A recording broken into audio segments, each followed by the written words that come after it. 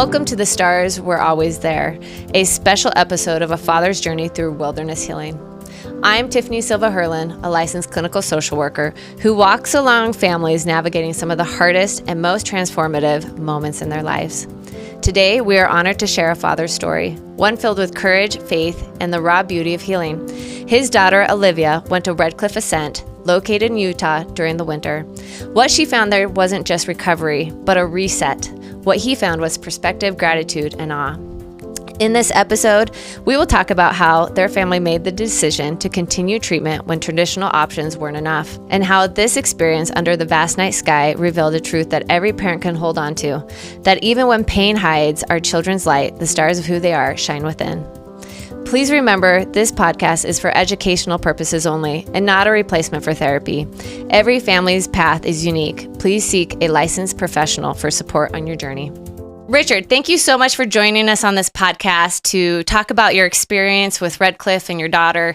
I think a lot of parents are in need of hearing stories like yours, and it's such an honor for you to be here and be vulnerable in sharing this journey and your progress with us with your daughter. So thank you for coming. You're more than welcome.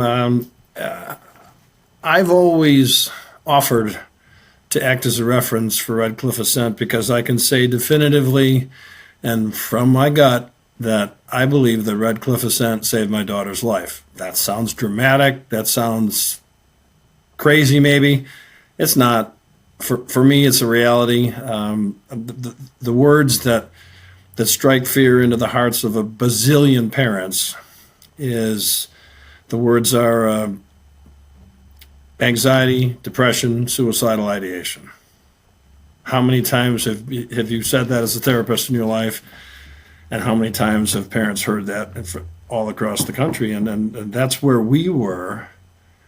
I live in New York State, and our daughter was here, and in her 10th grade year, things just really went south. We have 3 kids. My wife and I have 3 kids. She's surrounded by 2 boys, and I can't even begin to tell you how awful it was.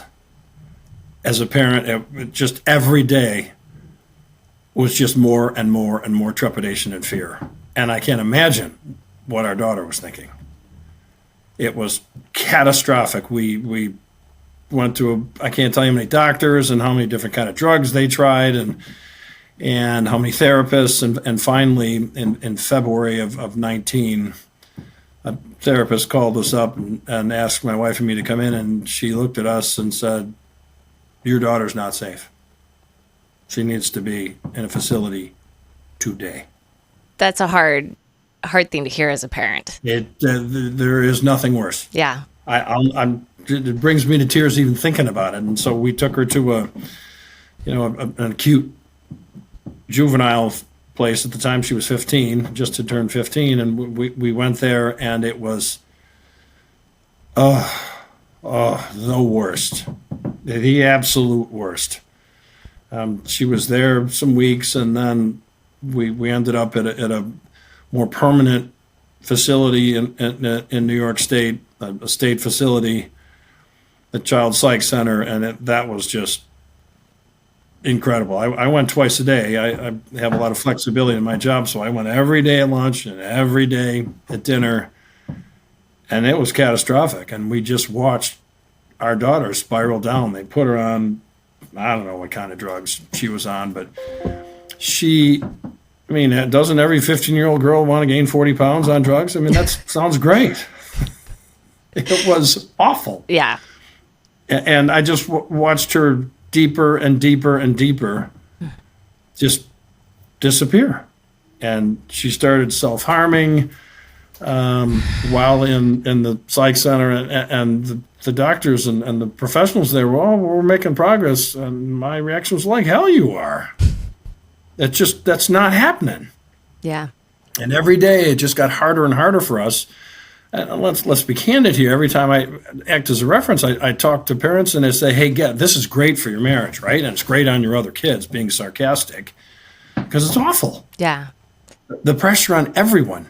It's not just our daughter. It was her brothers. It was her parents. It's just everyone around us. It's the whole vortex family of pain. system, right? I mean, it's trauma and crisis and chaos for everybody. Oh, it's totally invasive Yeah. in every aspect of all of our lives. And we finally, my wife's a brilliant lady, and she did a bunch of research. And in our part of the country, wilderness therapy is just not a thing. It's just not. Yeah. It's not discussed. None of the professionals talked about it. And so we found an educational consultant who was over near Syracuse, and she was just absolutely fantastic.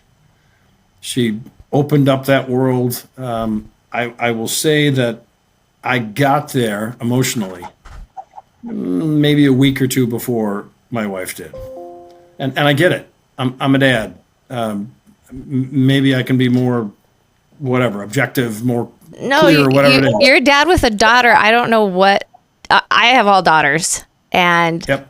I've never seen my husband's heartstrings be tugged on so strongly. Like, my daughter's crying, and I'm a little more tough, like, oh, she's fine, and let her cry. And he's like in there for a second and like, what's wrong? Because you don't want to see your daughter suffering. You don't want to see him in pain. That's your worst nightmare, right?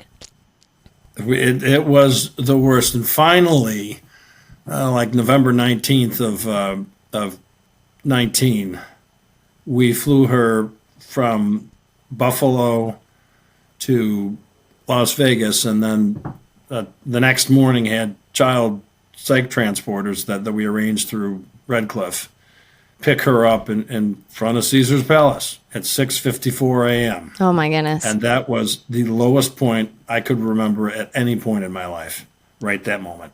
Yeah. Doesn't get worse. I mean, it can, obviously. It can, but that's pretty low. To have By to. my experience, it doesn't get worse. Yeah. Well, I hadn't seen worse. to get to the point where you need to send your child away because they're no longer safe, like, no parent wants to see their kid suffering and not safe and in so much pain, and then B, to have to send them away. That's heart-wrenching. It's like a part of you, like your arm gets taken off. You're losing a part of your limb, right? Oh, I mean, I hate to even admit it, but we went straight to the airport, and I had tequila in my hand in a quarter of a second. I was shot, and so was my wife. We were both just devastated. Yeah. And there was just a point of whether one believes in the Maker or not, we were praying to our Maker that God make this work, because we were really, really in a bad place. And so was our daughter. And your whole family, it sounds like. Our whole family. Yeah. What was it like working with an educational consultant? Like, how did your wife come across learning about an educational consultant? Because for our listeners who may not know what that is, they're someone who their career is to study all these programs out there, wilderness schools, and then be able to do the research and be able to present to you, like, here are your options based off of your child's profile, their needs, their testing, their diagnoses. And that's so helpful for parents like you who are in a state of crisis and you're so overwhelmed and you're not probably thinking clearly at that point, right? Your brain is in fight, flight, or freeze at that point. It's offline. To be able to go and find some support and help without having to get on the internet and have to research that vast world that is just really overwhelming and hard to navigate is really beneficial. So how did she stumble upon an educational consultant? I'm curious. I think, well, my wife's a super bright lady and did a whole bunch of research, and that concept she just stumbled upon, I think, online. Sure. And we found one a couple hours away. And I can't imagine doing this without an educational consultant. I found that she was worth her weight in gold. She was just absolutely, utterly fantastic to work with. I mean, I can't say she was sweet and kind, and she had to be direct because that's her job. I'll never forget the day we took her out of the Child Psych Center, and the debrief on the meds took 20 minutes. Oh, my heavens. She was on so much. Oh, and I looked at my wife and I mean, my brain just stopped. I quit listening. I could not take any more data. And I said, honey, this is completely unsustainable. This can't work. We have to, we're doing the right thing. I mean, we knew we were doing the right thing, taking her to the wilderness therapy. It was the emotional hump of getting over the hurdle to get there. Yeah. It was awful. Why were you willing to send her out of state versus, a place closer? Because that's hard. A lot of parents who I've talked to on the phone who are looking for help, that thought of sending your child that far away is really hard. They want to find a place that's in-state and close. I know you mentioned there aren't any in-state, but why would you choose a place so across the country for you? We did a lot of, then by the time we had kind of focused on it, then I dove in and did a lot of research. And I have a good personal friend who happens to live in Salt Lake. And I called him up and said, what's the deal? Why is Utah the kind of the world center for wilderness therapy? And you can attribute a bazillion reasons, but I looked at it and I boiled it down to cultural reality. And then once that begins to form, it's like McDonald's across the street from Burger King. It's like this infrastructure of humanity, of human capital, just began to form, and it just continued to grow. And then I will argue that our maker was born in southern Utah in the winter. I mean, that is the most beautiful country in the world. It is. I mean, it's so beautiful. Those of you who haven't been to southern Utah, especially in the winter, it's just breathtaking. But I agree. It's insanely beautiful. Yeah. The high desert in the dead of winter in southern Utah is unreal. Wow. It's heaven. So you're saying, like, with the culture here in Utah and doing your research, like, you're like, okay, we're ready. We're okay to send our daughter halfway across the United States.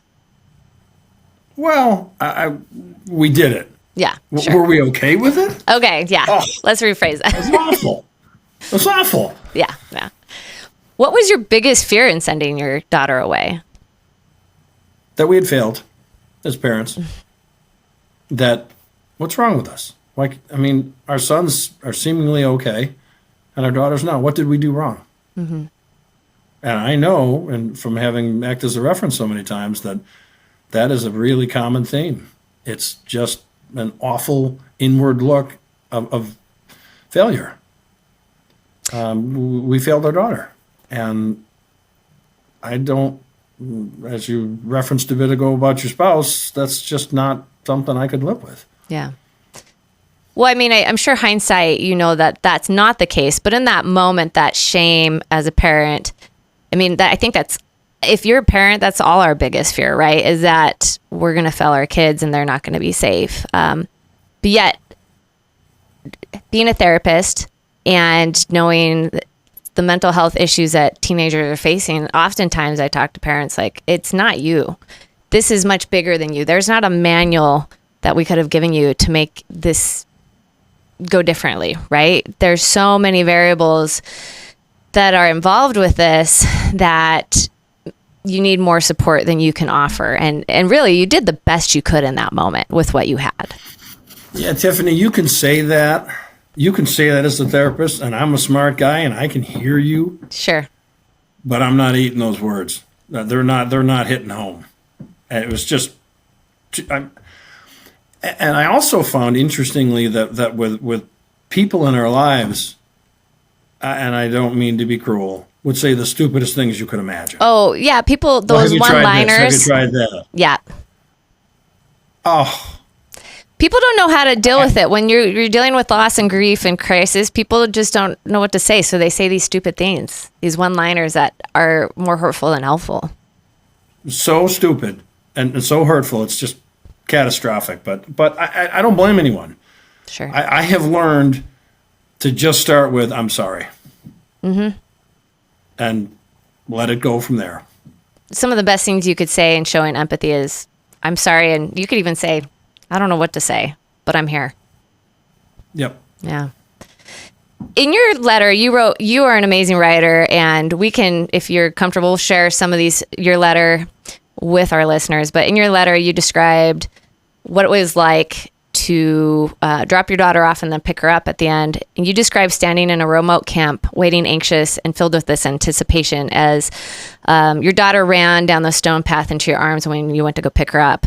That image captures something many parents struggling with teens would really relate to and understand, that deep ache of distance followed by an overwhelming relief of reconnection. Is there anything you want to share finally getting to see your daughter again after you had this separation and this deep pain? It was a surreal moment.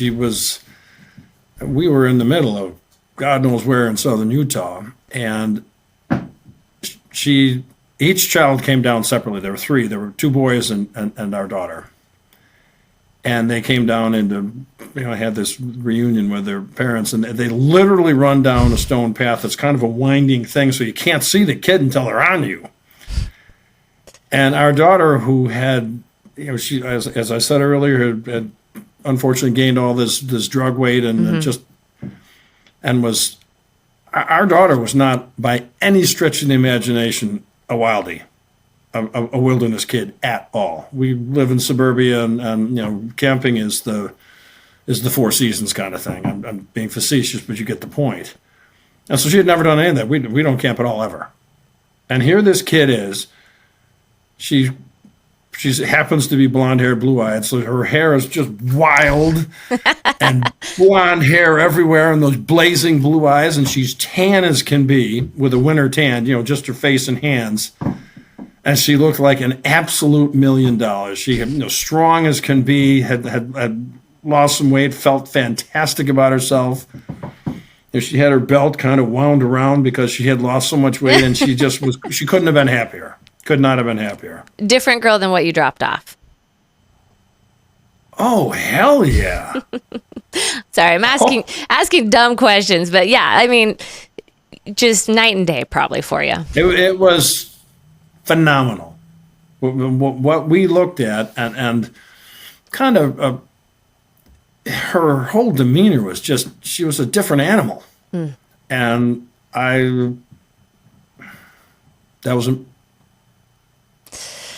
well, I mean, ultimately, I can feel your love and your emotion as you talk about this. Let's take a step back. First of all, choosing wilderness therapy really isn't about giving up. It's about giving your child a new landscape to rediscover their own strength, like you were talking about. But let's take a step back and talk about what was it like. Hold your thought. I want to challenge what you just said. Okay. When people ask me to, as absolutely succinctly as you can, describe wilderness therapy, I call it a reset button. Yeah. So no social media, no garbage. Life just gets really simple. It's about staying alive. And she reset and found out who she is and what she can do and how strong she truly is. It's a reset button. Now, what you said is absolutely accurate, and you're a therapist, and you're way better at it than I ever could be. Oh, but I can be wrong. Trust me. Put me in my place, by all means. but as a parent, that's what I saw. It's a reset button. It absolutely is. We actually talked about that in a previous mini episode and series before this of detoxing the kids, getting them off, like you said, no electronics. You don't have all these distractions and friends and social pressure and school. And it's them against the wilderness. And it's not like them against you and them against, their friends or whatever else is going on. It takes all that away, all that distraction. So you're absolutely right. That's a better description. It is a reset. That's what it felt like for us. Yeah. So what was it like, say, that first couple weeks that you dropped her off, for you and for her? A week after we dropped her off, well, I will tell you that I've been married, my wife and I have been married 26 years, and at the time, 20 years. And we I literally was watching this brilliant woman just spiral down. And in a week after we dropped our daughter off was our older child's 18th birthday. And his birthday happened to be on Thanksgiving that year. So we were with extended family. And in a week, I just saw some light back in my spouse's eyes. In a week. Yes, we call her Olive, terribly. But I saw an amazing kind of just a flicker of hope and light inside of my spouse. This affliction that we're facing as a nation doesn't just hit kids. It's the whole family. And so our son's 18th birthday, we made into a really fun day.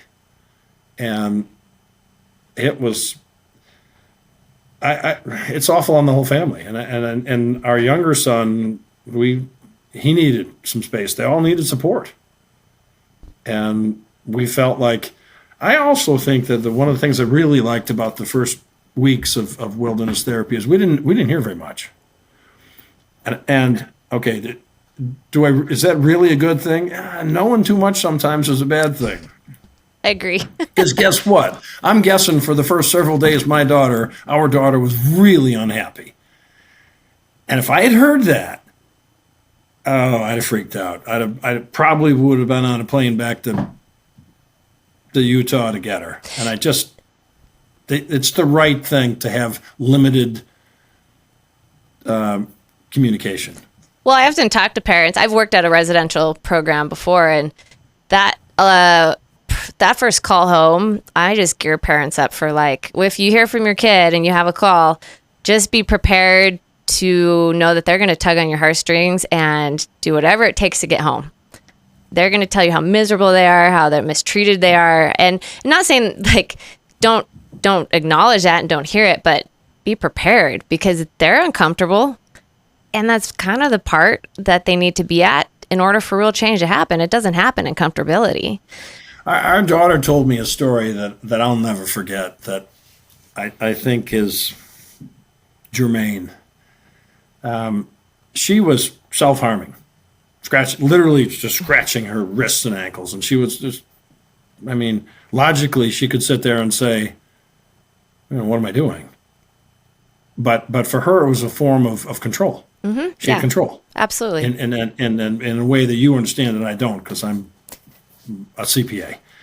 And I just watched her and she said that a couple of weeks in, maybe 10 days, whatever, into the program, and somebody was, one of the staff people was right with her, a woman was right with her.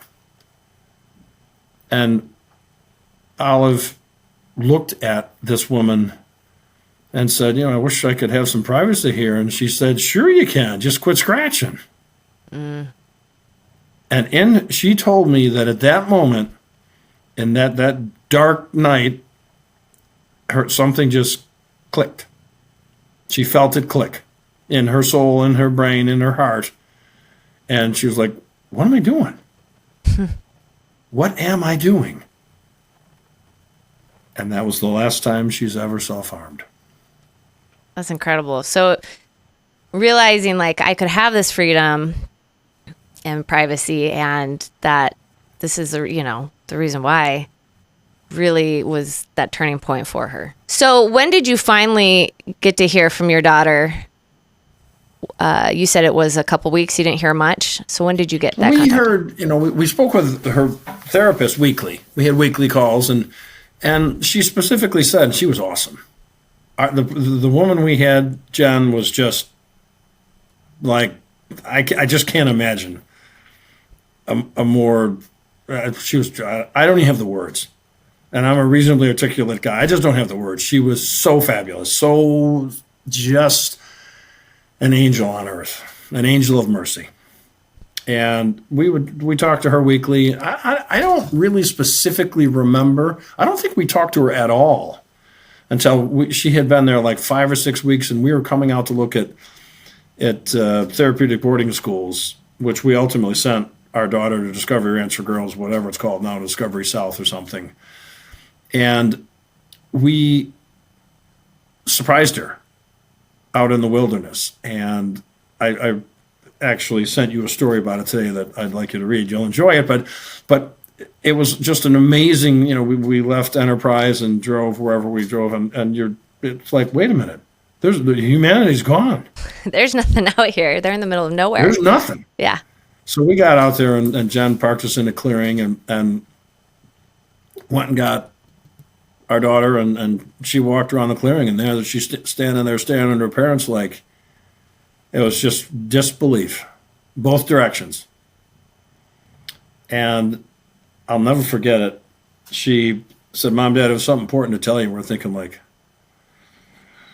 what does that mean? Not again.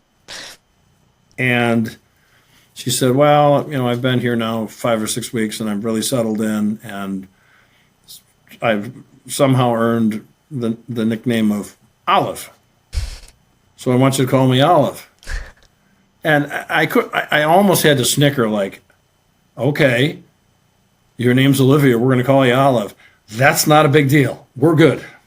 It was hilarious. And I was expecting some catastrophic, but we to this day call her Olive, and that's her choice. I love it. And it's so normal for a parent who has gone through the trauma that you went through to have that knee-jerk PTSD response trigger, right? Like, it's a PTSD response, yeah, right? Absolutely. And that's actually what I wanted to say. Going back to that, you talked about the light in your wife's eyes. That's so normal. And getting to celebrate your son's birthday. I think parents feel a sense of guilt when they send their kids away, but also a big sense of relief because your kid's safe. You're no longer living that day-to-day in fight or freeze, worrying about them, your family, everyone's safety. And I often talk to parents and families to say, this is your child's safe.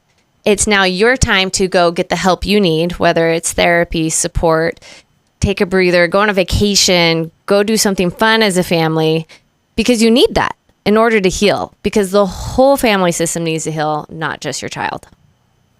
Absolutely essential for the family. It's like when the flu comes in your family, everybody gets it. Yep. Everybody's impacted. And that's the way it was here. And it's that way for everybody, as you just said. Yeah. Yeah. Let's shift gears in regards to your daughter. Do you know what were some of the biggest challenges she faced while she was at RedCliff?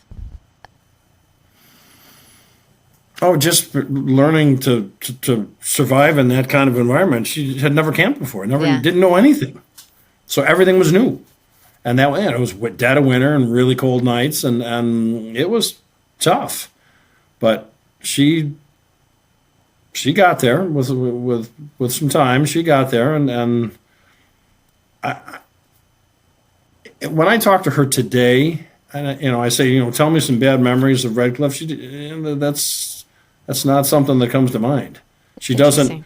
She harbors nothing but gratitude for in hindsight with the experience. I'm sure there were tough moments. There obviously are. We all have tough moments every day, but her overall view, looking back, is very positive. That's interesting because I think a lot of parents, when they hear about sending their child to wilderness in the middle of winter in a state they've never been to, they're worried about their safety. They're worried about their child being okay, getting enough food, being warm enough.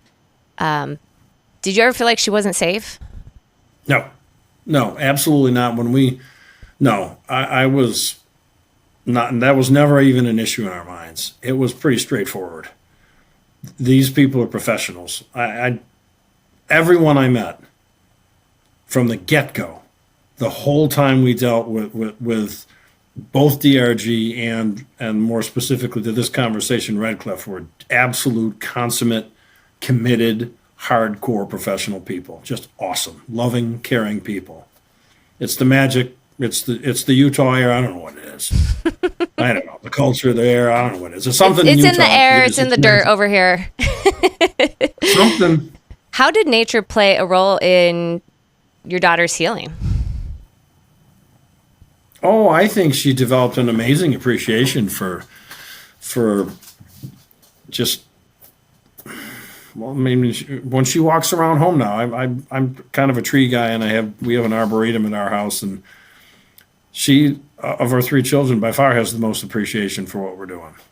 She's just dialed in, and it happened for one reason, because she spent 103 days in the winter in Utah. I mean, she just loves that country, that high, dry desert. And they will, when we've skied out west, and she just loves it.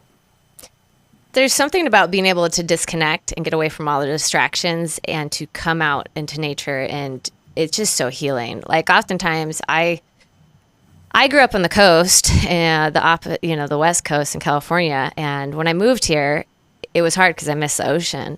Yet I found a love for the mountains and found myself that when I was having a hard day or a hard week, I would go escape and do a hike in the mountains, just getting out there, disconnecting, getting my feet into nature. In the Japanese culture, they call it forest bathing. They actually write a prescription for people to go forest bathe because research shows how incredibly powerful it is for our mental health to reconnect with the earth, with nature. As hippy dippy as that sounds, it's real. There's research behind it.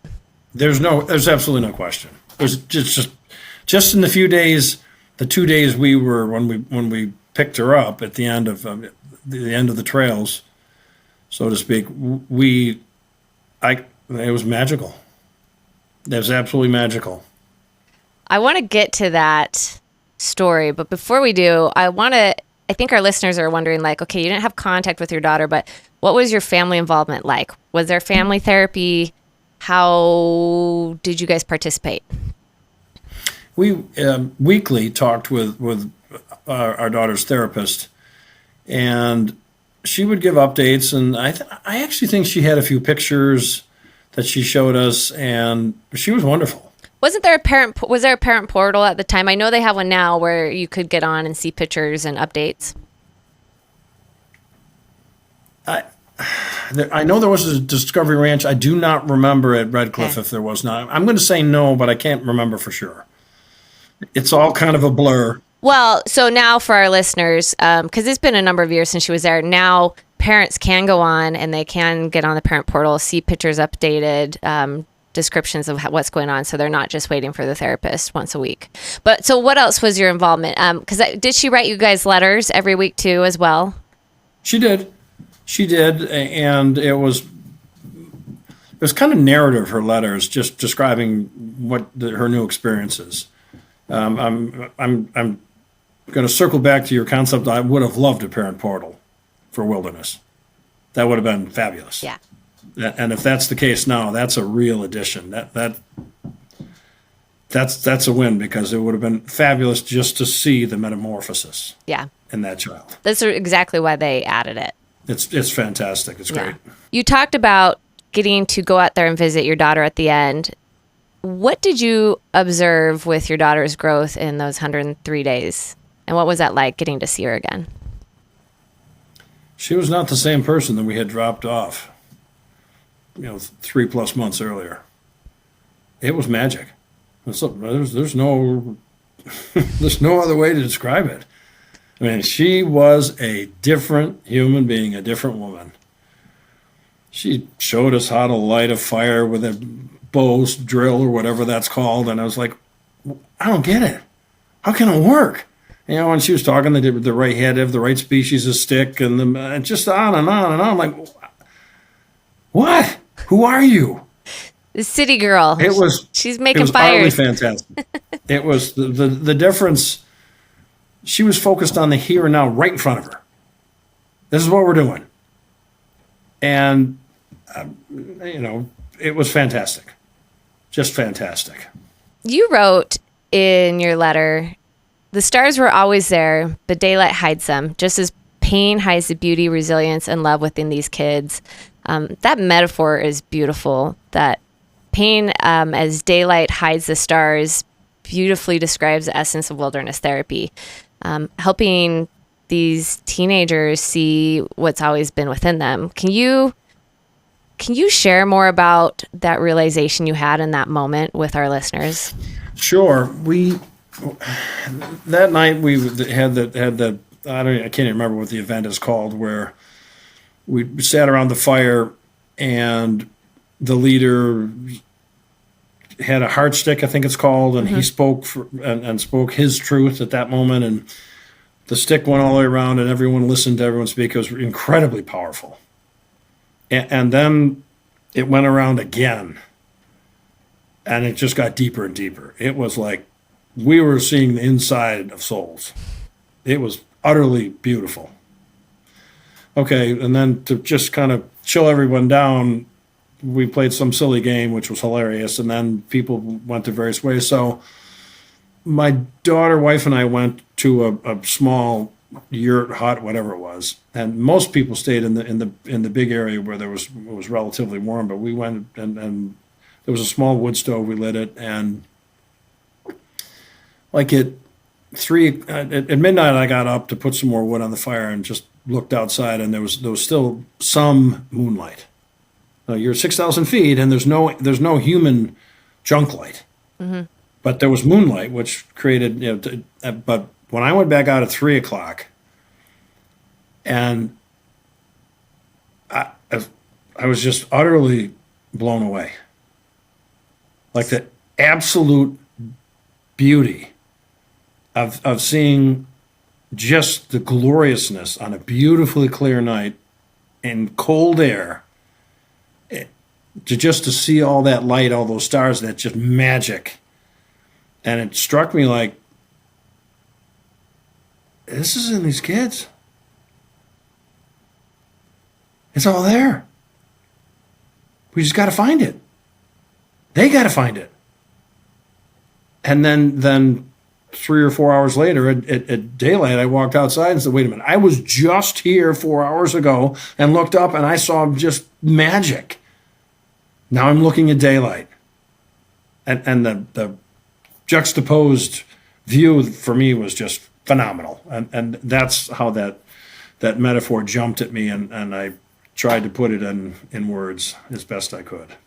I love it because I've had a similar experience growing up, and I'm not a big camper, but we did go to like a girls' camp, and I remember some of the most magical moments was being away from all the city lights and sleeping under the stars, not even a tent, and just staring up at the vast universe and realizing how small we were and how those were there, but we don't even realize it because we're distracted with all these lights and artificial lights. And so I love that metaphor that you talk about with the kids. Like, it's always there. It's always been within us. We just have to tune out the noise. We have to find it. And there's a lot of noise these days for kids. Oh, it's awful. Yeah, I couldn't agree more. Well, research reports that what you experienced, over 90% of parents and students report significant improvement within wilderness therapy. But it's your personal stories, that not just statistics, that shows how healing really unfolds in nature. And I just love that story that you share of that beautiful, awe-inspiring moment, because a lot of times that's what our kids have out there in wilderness, is that awe. They lose it. They lose that spark. They lose the awe because they have everything they want at their fingertips. It's instant. It's instant gratification. So to be able to rediscover that awe like you did, that's the healing part of nature. After 103 days in the wilderness, what was it like to bring your daughter home? But in your case, to bring her to the next program. And why did you guys make that decision? We had spent a long time thinking about it, a long time researching it, spent time with our therapist, Jen, or Olive's therapist, Jen, our daughter's therapist. And we reached the conclusion that a therapeutic boarding school made the most sense, that it did not make sense to bring her home. And I can't really give you the therapeutic reasons for that. It was kind of above my pay grade in terms of understanding, but it made sense. And we explained that, actually the therapist explained that to our daughter, and she bought in. I was gonna our say, was daughter she brought in. upset? Like, no way, I'm healed. Let's go home. No, she wasn't. Because we had done the research and looked at a whole bunch of different therapeutic boarding schools, not just in Utah, but in the West. And it just so happened that RedCliff Ascent sister program, Discovery Ranch for Girls, whatever it's called now, Discovery Ranch South, was perfect. And I'll never forget it. I went there and I heard about this CAF program. Mm-hmm. Well, I'm a bit of a cynic. What is this hippy dippy stuff? And I will tell you that never forget this guy named Dave Moss, who was the activities director, what he is. He's great. He walked me through it. I bought it hook, line, and sinker. Yeah. It's like, I get it. Now this child is going to care for another beast, another being from 3 days old. And it was an amazing experience for our daughter. I thought, that's crazy. And then the equine therapy, I thought the same thing, but I couldn't have been more wrong. But in any event, I realize I'm off topic relative to. But for us, it felt like going from, we spent 2 days together, but going from RedCliff Ascent to a not very far away therapeutic boarding program made all the sense in the world. You wrote that she wanted to be there to continue her journey to learn to struggle better. What did that mean to you as her father to hear that? That means we won. I mean, that's the whole ticket. I look at what you're trying to do, what you try to do for a living, what we as parents try to do. All we're trying to do is get our kids to learn to struggle better, and ourselves. I mean, I've done plenty of therapy, and it is what it is. Yeah. Well, I think when you first become a parent, right, you want to protect your child from everything.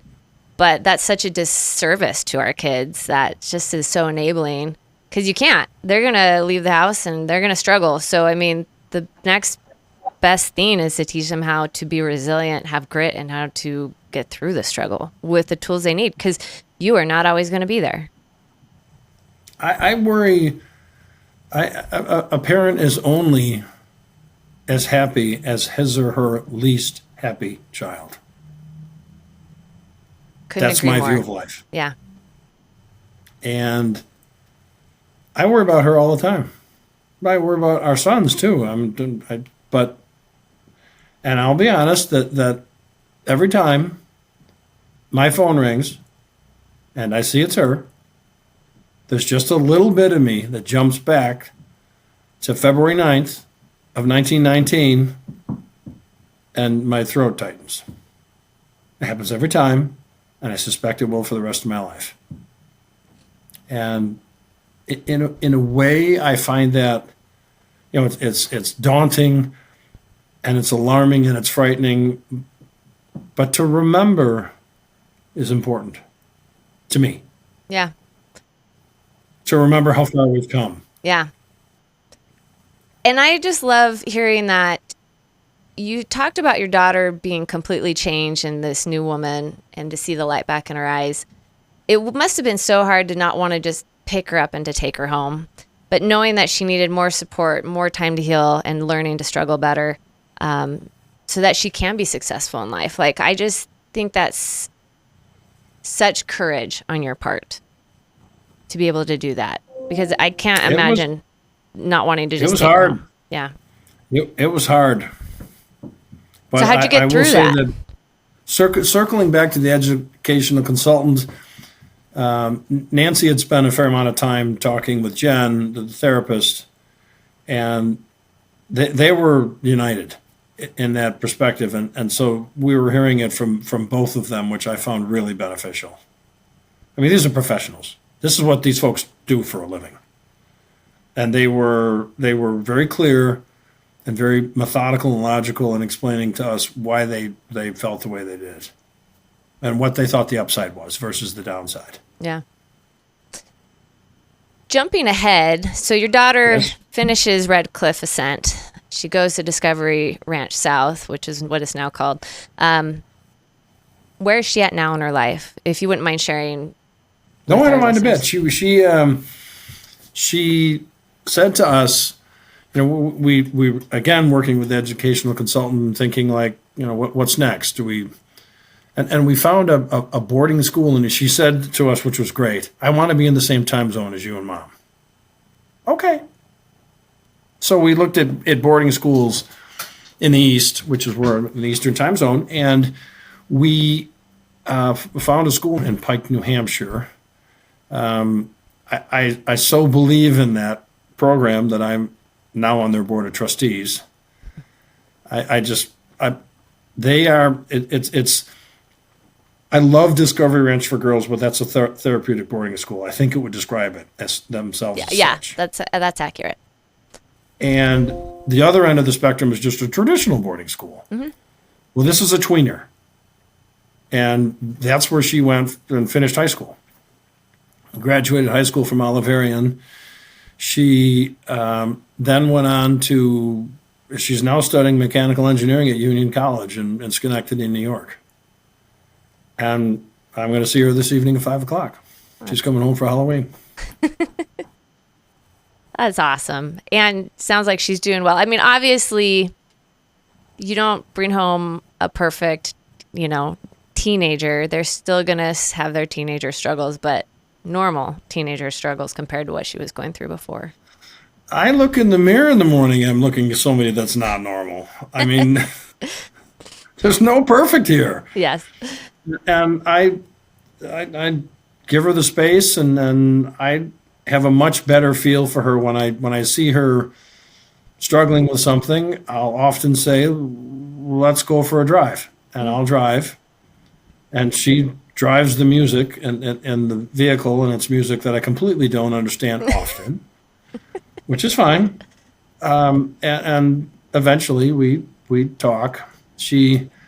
My dad died 10 years ago, and there's this outlook, this stone outlook, about 10 miles from our home in a little town named Akron, New York, and so there's this outlook named after my dad, because he was a flyer, and she'll often go there because you're looking north to Lake Ontario, and it's just this beautiful, serene place in it, and I think at some level it reminds her of Utah. It's quiet, and it's just magical for her, and she often will go there to just center herself. Which is great. I love it. Yeah, I love that. I actually was just about to ask you what lessons has she carried into her life from wilderness, I find her, when there's emotional strife around her, and she knows how to be supportive in a way that others don't, because she's been through so much. So much more empathy for others. Oh, and immensely. Her older brother is now in a master's program in counseling, and I think it was just partially driven by watching his sister, and he has that empathy, and he's wonderful. I know for myself that I feel like I've always had empathy, and that's why I sought to be a therapist, but it wasn't till I went through some of my own traumas and trials that were really deep and hard that just really opened my eyes even more and allowed me to have more depth in regards to compassion and empathy for those who I worked with. That, I had empathy before, but it just times it by like 1,000 to be able to show up for others. Well, I certainly feel different every time I talk to parents that act as a reference. Yeah. And doing this, it's like, I'm doing this not for me. Yeah. I'm not doing it for you. I'm doing it for some broken-hearted kid and his or her parents. Well, that's why I'm here. Yeah, that leads me to ask you, what do you wish you had known before starting this journey?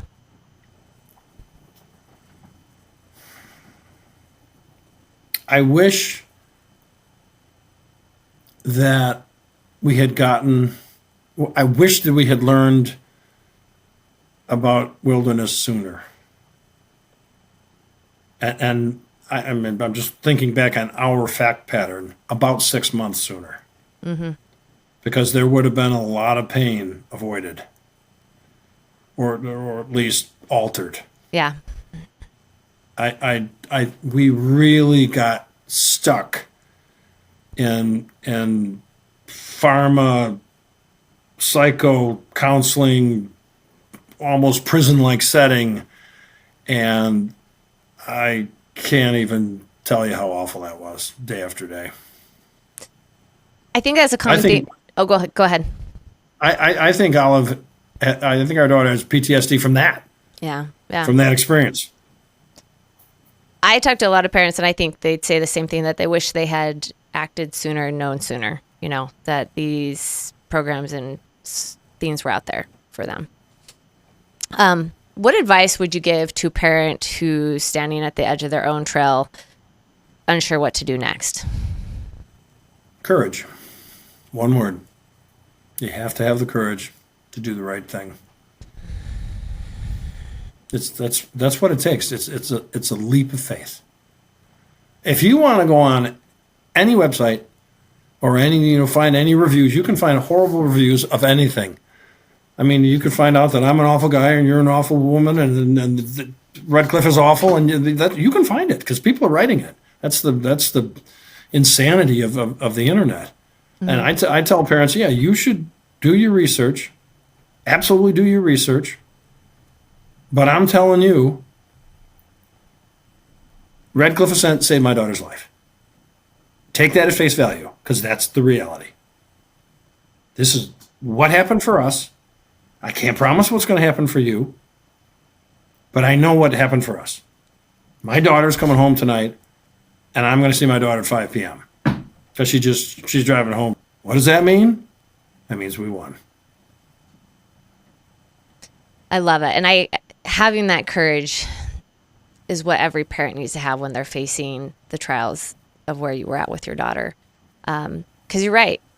Those stories that are sensational and loud and scary are going to be heard because people click on those, right? That's what really leads. The Paris Hilton stories, that kind of garbage. Yeah. And it's not that they aren't real and they aren't out there, but your stories are the ones that parents need to hear, that there's hope and there's healing, and it takes courage and faith to take that next step to get their child the help and healing they need, because kids like your daughter may not see another day if they don't get the help they need. That's the reality we're living in, unfortunately. That's the reality. You ended your letter with a powerful image, inviting families to walk outside, look up at the stars, and remember that every child has beauty within them.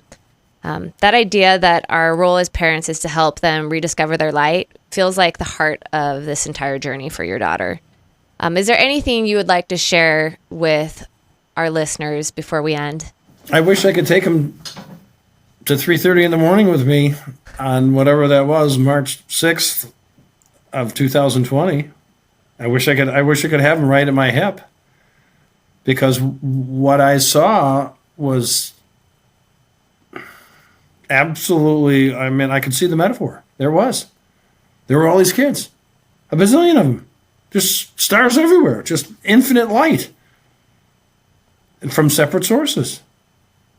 The majesty, the beauty of this was just phenomenal. And I realized that sleeping 25 feet away was another star. And then another 100 feet away were two more stars. There they were. We just got to find them, got to help them.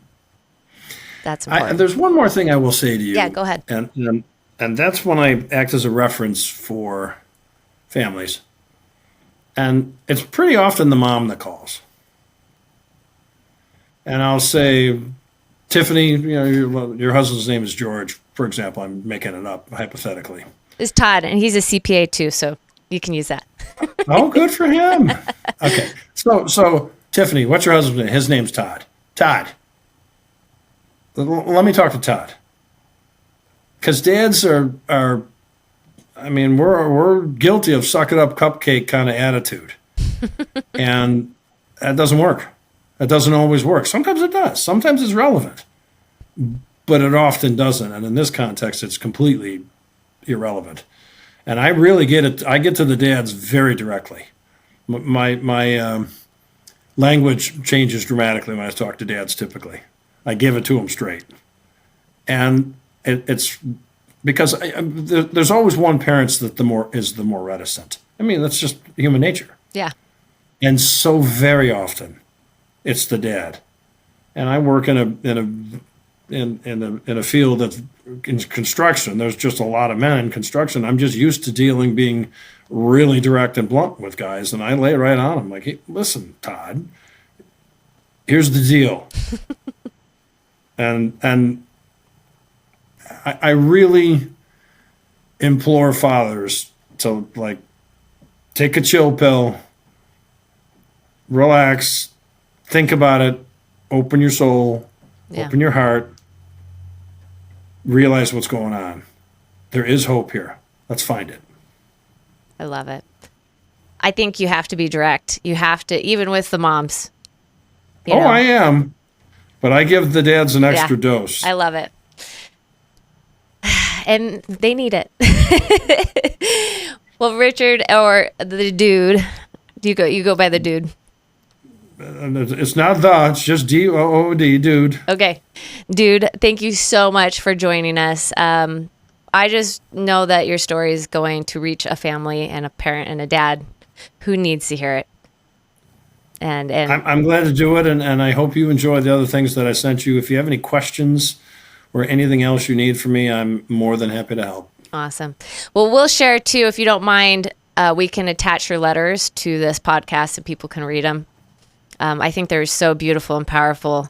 Hearing your story, I'm honored to be able to share it with those who need it and to be able to facilitate it today for our parents. You have no idea how happy I am to help. Because if it changes one person's game, yep, it's a win. It absolutely is. If you can find one star out there, it's worth all the light that it brings.